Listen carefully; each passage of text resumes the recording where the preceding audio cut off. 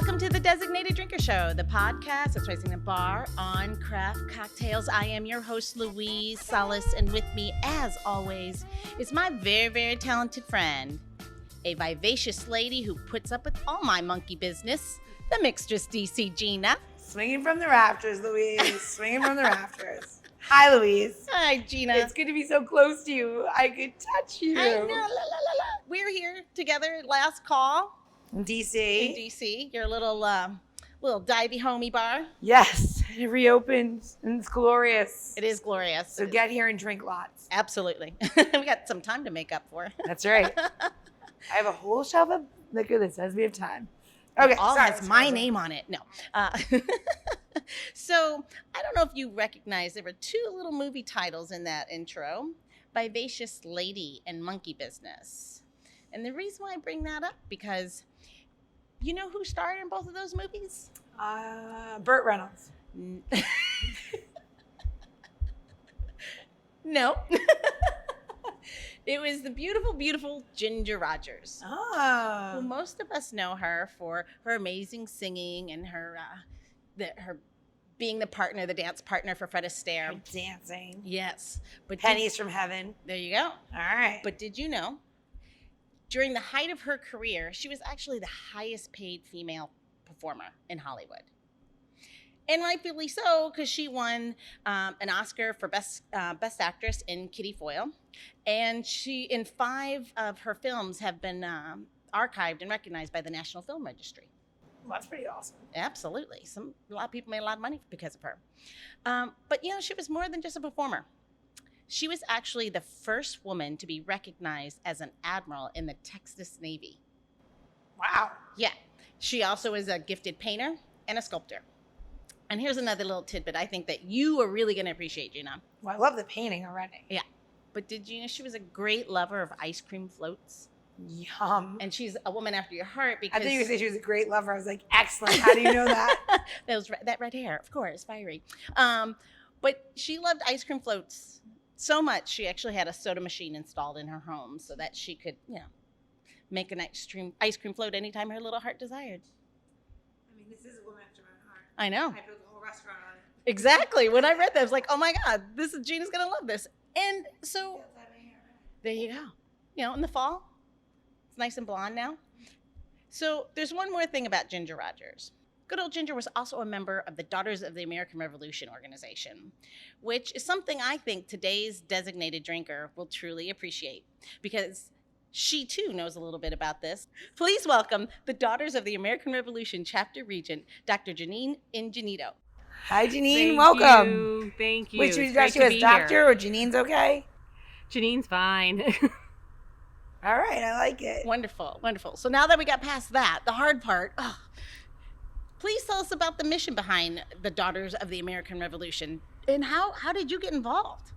Okay, so with the Daughters of the American Revolution, my aunt was actually a member, and my father was a member, or is a member, of the Sons of the American Revolution. So as a child, I was kind of indoctrinated into this lineage society unknowingly. And when I was younger, my aunt and my dad would discuss all these relatives that unfortunately were no longer with us. And at the time, I didn't appreciate the information that they were actually sharing.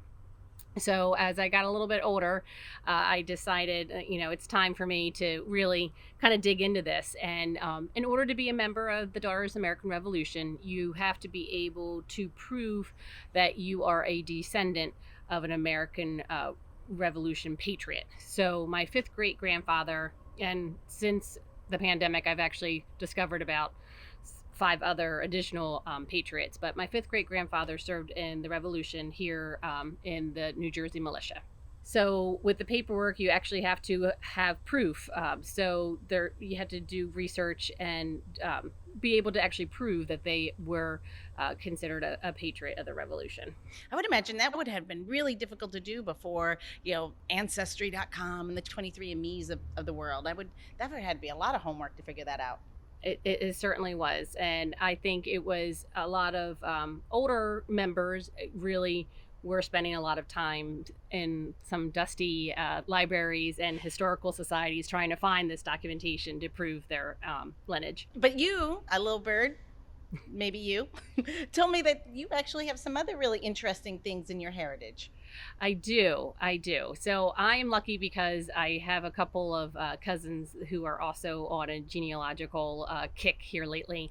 And I find the most interesting, I think, ancestor that I have was my ninth great grandmother, Isabel Toll, was actually convicted of witchcraft and served some jail time for allegedly being a witch. So I think she's one of my favorite ancestors that I have found yet. We've also discovered a colonial tavern owner, which I think is actually very near and dear to my heart as well. You said the last name was Where in New Jersey are you? I am actually about 15 minutes outside of Atlantic City in Galloway Township.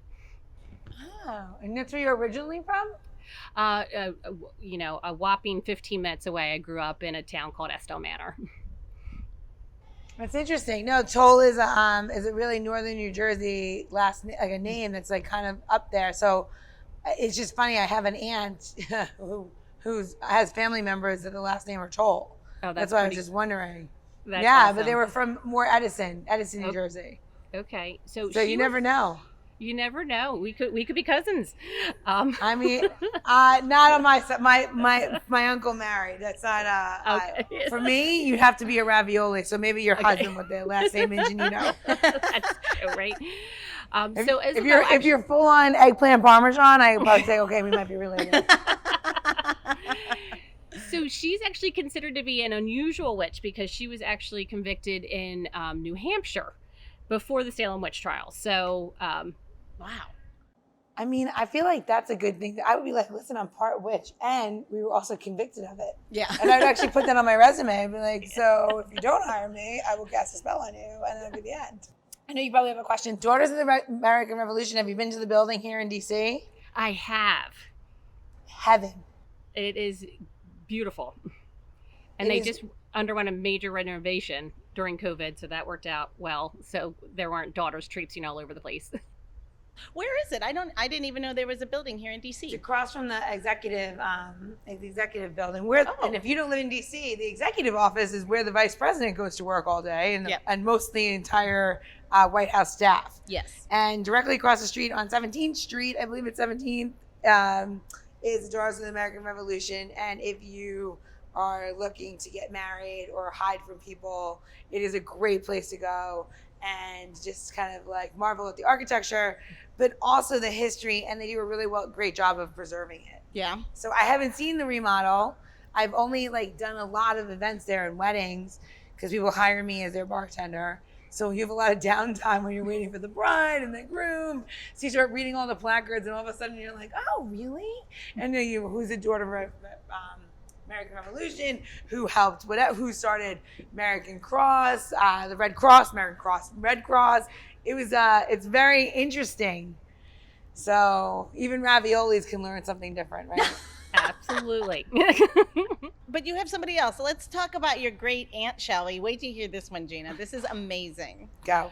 Oh, okay. So this was just, I stumbled upon her. I was poking around on Ancestry, and this name kept coming up, and I didn't recognize it. I'm like, who in the world is this? And I was like, oh, this can't be us. I think someone, maybe accidentally tagged her to this person that is my, great aunt. And come to find out, she was actually, she was my great aunt, and great aunt. She was accused of murdering. She was I guess a housekeeper for a couple here in New Jersey, and she was convicted. She was really accused of murdering the two of them, and apparently she retained some hotshot lawyer at the time from Atlantic City. And she was let off. She was found not guilty, but she went through two different trials, one for the husband and then one for the wife.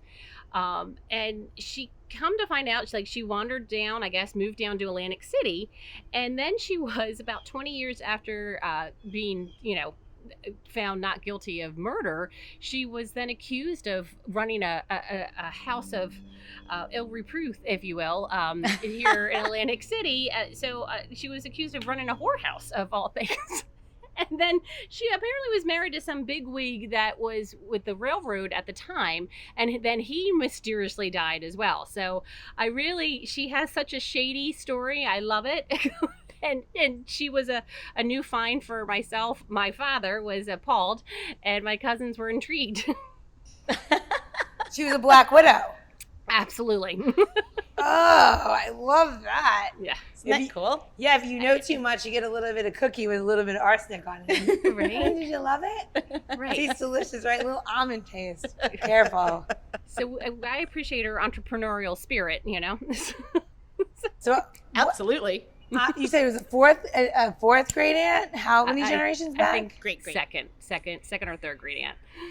So that would have been like during the 20s. Mm-hmm.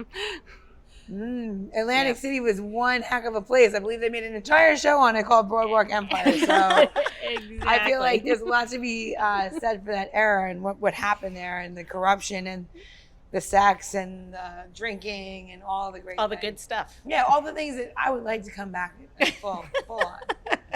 I'm all for legalizing sex workers. I'm like, let's do that. That's a great cause, and it's an amazing thing. And like, let's not make it illegal. Okay, Right. then let's not make it illegal.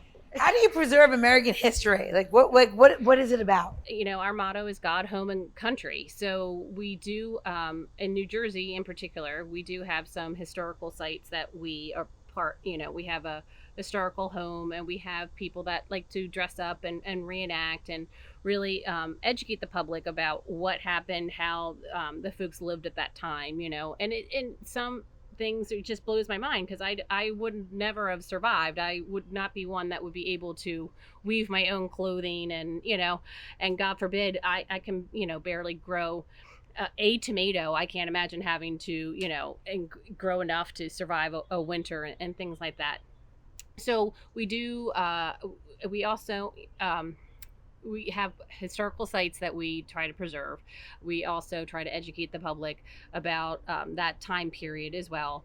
And the national organization also sponsors different DAR schools that are really in like Appalachia, where there was a really impoverished community. So that's what we try That's to amazing. do. Yeah. That's awesome. So, Gina, what do you think? Oh, it's cocktail time? Is it cocktail time? Yeah. Let's make it cocktail All time. right.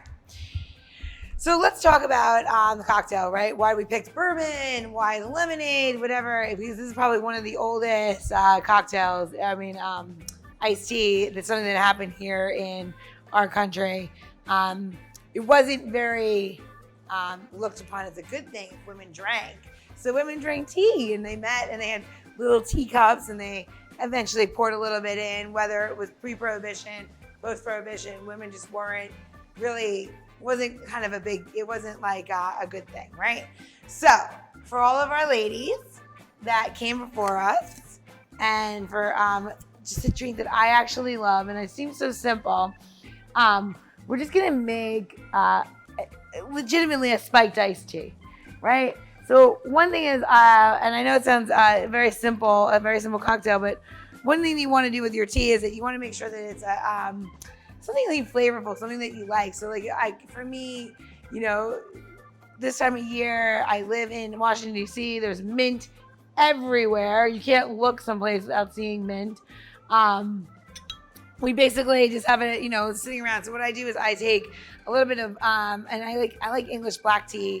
I also like a little bit of Ceylon tea. So anything that you like that's nice and dark, you over steep it. So like if you take it, you'll do like 6 ounces and 2 tea bags, or however the amount works out for you. You're gonna take 1.5 ounces of bourbon, but rye is also indigenous to the Maryland area. So that's why I feel like when I'm talking about it, I just say that over and over again.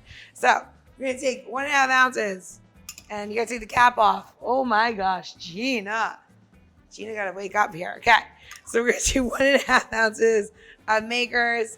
We're gonna pour that in. And then we're going to take 6 ounces of tea, And then we're going to take 1 ounce of lemon juice. And then we're going to use 1 ounce of mint simple syrup. So mint simple syrup is super easy, right? So you're going to make simple syrup, which is a 1-to-1 ratio of sugar and water. And then you are going to put it on a boil. As soon as the sugar dissolves, take your mint. You're going to take it and you're going to let it steep when it's cooling off. And then you discard the mint. And voila, there you go. All right.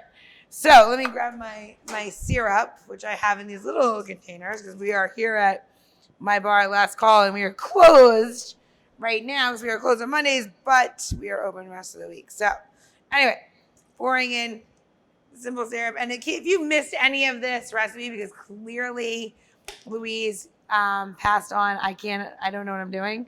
So when you catch I don't know what I'm doing, you go to designateddrinker.show. And then you have all of the cocktail tips, tricks, and how-tos, and where to find Dar, the Daughters of the American Revolution, Jeannine, myself, cocktails, Louise's personal phone number. You can text her pictures of your drinks. And there we go. Okay. So now we're going to take our glass. We're going to fill it all the way to the top with ice. And then if, any ice will do. Is it cold? Great. That is what we're talking about. This is an iced tea drink. So one thing we're going to do is instead of shaking this drink, we're going to roll it. And rolling your cocktail is just taking it and going back and forth from container to container. Now you can achieve this with 2 glasses, Tupperware, Snapware, 2 solo cups, whatever you like, whatever, 2 vases. It doesn't matter as long as you keep rolling it. 1 in, 1 out. And if you get really fancy, you get longer and longer. And this is the showmanship of it. So I would have survived New Jersey in the 1920s and maybe worked for your aunt, the Black Widow. I like it. Anyway, we're going to pour this over. And what's really nice is you give it a little sprig of mint. You could give it a lemon or you can give it nothing. It doesn't really matter. It's going to be delicious anyway. So cheers. Cheers. Easy peasy. Oh, that's good. Easy peasy, lemon squeezy. The most important thing is put a liquor in there that you like. I use Maker's Mark. I love Maker's Mark. It's just a great, easy drinking, delicious bourbon.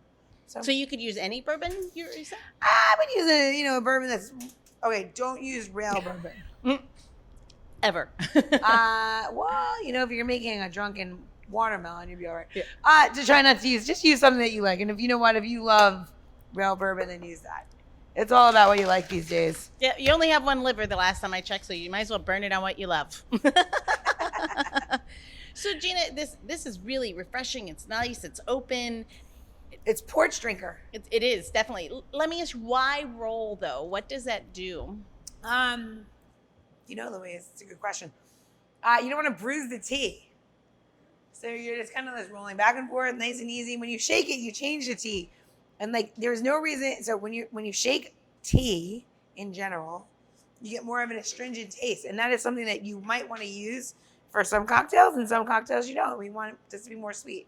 So a nice roll, nice and gentle with it. Tea is and this is silly. Tea is very delicate. I know it sounds. It comes in a delicate cup. It's served delicately. There's tea rituals and all that stuff. It's because tea is susceptible to maneuvering it. Handling it. Yeah. Manhandling it. Overhandling it. Gotcha. Steaming it. Frying it. You could fry it, boil, bake it. No, I'm just kidding. I don't know. I'm just going down a whole different turn. Anyway, don't drink and podcast, folks. That's my PSA today. Don't drink and podcast because you never know what you're going to say. You end up with this show. Yeah, then you end up with this show, and then someone goes, I heard you the other day. Were you drinking? I was. Maybe. Just maybe. I was. Anyway. So, speaking of drinking, you also have a little bourbon society going, right? We do. So during the pandemic, there was a group of us that would hang out at a local brewery, and we discovered that we all enjoyed bourbon. So we set it up as, hey, why don't you come over? Everybody's going to bring a bottle and we'll do a tasting. there was a local liquor store that several of us were part of a bourbon society that had to be put on pause because of the pandemic. So we were able to do it in a socially distanced way at one another's homes. So we started that. So about once a month, there's about 10 or 15 of us now that it's grown organically over the last year and a half. And we bring a little something to sample, a little something to snack on, and we get together and we get to try, different bourbons that way. What's been your favorite so far? Angel's Envy. Good one. I got one for you. Have you had the Bardstown yet? No. So I'm gonna show you. I'll show you. Let me see if I can find one. Where is it? I know I saw them. I just saw them here. It's called Bardstown Discovery. Go buy the bottle. So go to the liquor store. And go. I would like the Bardstown Discovery, and they're on series, I believe 2 or 3 right now. Bring that for everybody to sample, because guarantee when you look at the bottle, you're gonna be like, yeah, I'm not gonna get this. And then when you open it up and you drink it, and your eyeballs like roll in your head a little because you're like, this is delish. That's what we're looking for. I'm trying to find one for you. This is so annoying. I don't know anything as my own bar. That's all right. That's All right, whatever. But we know what it is. Bardstown, do it. It's delicious. Or what about, wait, I have another question. What about Michter's? Oh, yes. Have you been drinking Michter's? Yes. That's right. You should buy all the Michter's you can find on your shelf and put it in your basement and Yeah. sell it later on the black market, because you'll make a Right. ton of money because it's so hard to get. Now that's advice for just saving in general. Can I be part of this society? I feel like I would be good at this. Yes, absolutely. You're welcome anytime. I mean, I feel like there's a beach in Atlantic City, right? How far away from the beach are you? Yeah, about 15 minutes. So. Perfect. We can do a beach discovery series, like beach and bourbon. It's like a family get together that you may, or what did you say? Your eggplant and Parmesan? Yeah, Is that- I'll bring eggplant Parmesan. That's fine. Oh, you found it. Oh, Hal is the best, everybody. There you go. There you go. Hal, thank you. This is Get This. And they might be the ones, like, it might be on to the next series, but whatever it is, you get it. Buy one for your friends to open, buy one to hold on to. Okay. Awesome. It's that good. Yeah, it's one of those things where you're like, oh my gosh, delish. I knew I saw it. I was just like, I don't know where it is. Is that a moderately priced bottle, Gina? Discovery series is a little higher, and then they have a regular one, but Yeah. no, not moderate. No. Okay. But it's per ounce worth every cent. Okay. So if you have like a max, you might want to make this the Christmas gift for everybody. Okay. Oh, that's what we all started chipping in, like every time that we meet, so that we're going to have a best of the best tasting. So we kind of vote on, which one we thought was the best of that night. And then we're going to save it up for the end of the year and purchase like a bottle that one of us wouldn't typically buy. And then have the best of the best tasting as well. I love that. Sounds like so much fun. I know, I love that. Why haven't we done that? I don't know. I don't know why we don't do anything. I don't know. I don't know, because I work behind the shtick. I don't know. I don't know. Exactly. Yeah, but there you wouldn't be working. I know. Maybe I gotta go to Jersey more. There you go. I do like Jersey red sauce, so I feel like that's good. I don't even know what that is. It's like the way that they make tomato sauce for spaghetti. We have the best tomatoes here. Jersey tomato. I agree. Jersey tomatoes are amazing. Yeah, I'd put Jersey red sauce on my eggplant, but they put the skin on their eggplant there at Eggplant Farm. New Yorkers take it off. It's a little different. I didn't know that. Yeah, they make more Sicilian style in Jersey. We make more Northern style in New York. It's okay. We all get along at the beach together. We're good. Okay. Yeah, we all speak beach. Beach passes. How do you get on? How much it costs? This one's $6. That one's $8. We all speak the same language. You have to pay to get on the beach? You do. And welcome to corruption. Yes, we both live in very corrupt states. You do have to pay your taxes, plus you have to pay to get to the beach. Okay, then. Yeah. Okay, Yeah, then. it's coming from Maryland. Don't worry. They'll figure it out and start taxing you to go to the beach soon. They're just slowly moving down south. They're like, oh, so we can bring in all this. Anyway, that's a whole nother episode. Are we ready? I think so. All right, we're on my last question of the day. And this is how we know that if you've ever listened to our show or not based on your response. Okay? So here we go. So in this day and age, Jeannine, everybody identifies themselves with some sort of spirit animal. And you might be like, I really identify myself with a Maine Coon because they are a domesticated wild animal living in the house, right? If you can identify yourself as one spirit ingredient, whether it's for food or cocktail, what would that ingredient be and why? So if I had to identify myself as an ingredient, I would probably go with like hot pepper, because it's not necessarily everyone's cup of tea, but I like to try to bring some spice to a lot of different situations. I love it. She did leave her homework. I know. Yes. Good job. Good job. I think we're going up to Jersey and hanging out. I know. I feel like Hanging out with the doctor. Maybe it's the witchy thing. It is. I like it. We're all a bunch of witches. Yes. And then some. And on that note, cheers. Thank you for coming. Cheers. Thank you so much for having me. The Designated Drinker Show is produced by Missing Link, a podcast media company that is dedicated to connecting people to intelligent, engaging, and informative content. Also in the Missing Link lineup of podcasts is Rodger That, a podcast dedicated to guiding you through the haze of dementia, led by skilled caregivers Bobbi and Mike Carducci. Now, if you're looking for a whole new way to enjoy the theater, check out Between Acts, an immersive audio theater podcast experience. Each episode takes you on a spellbinding journey through the works of newfound playwrights, from dramas to comedies and everything in between. Find Missing Link's League of Podcasts on Apple Podcasts, Spotify, or wherever you find your podcasts. Please don't forget to subscribe, download, and review the shows. Your review helps our shows reach new audiences. To find out more about Missing Link, visit missinglink.company. That's missinglink.company.